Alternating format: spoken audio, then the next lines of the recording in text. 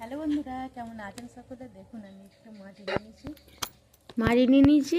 এটা হচ্ছে একটা জবা গাছ আমি বসাবো। এটা পিঙ্ক কালারের জবা গাছ, কি সুন্দর ফুলগুলো হয়। দেখুন কুঁড়ি এসে গেছে।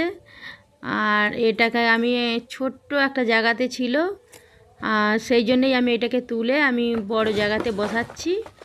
আর দেখুন এর চার গায়ে আমি যে মাটিটা দিয়ে দিচ্ছি, এতে গোবরের জৈব সার এবং মাটি, শুকনো মাটি শুধু দিচ্ছি।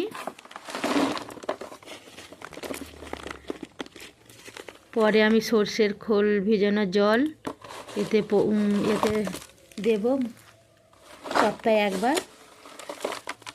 আর এখন আমি এটাকে ছায়াতে রেখে দেবো জল দিয়ে। দেখবেন এটাকে প্রচুর পরিমাণে এটা কুঁড়িও আসবে, ঝাঁকড়া হয়ে যাবে একদম। ভালো লাগে। আর আমি এই জবা গাছ তো খুবই ভালোবাসি। এর ফুলগুলো জল দিয়ে দিই একটু, দিয়ে আমি এটা ছায়াতে রেখে দেবো। সবাই ভালো থাকবেন, টাটা।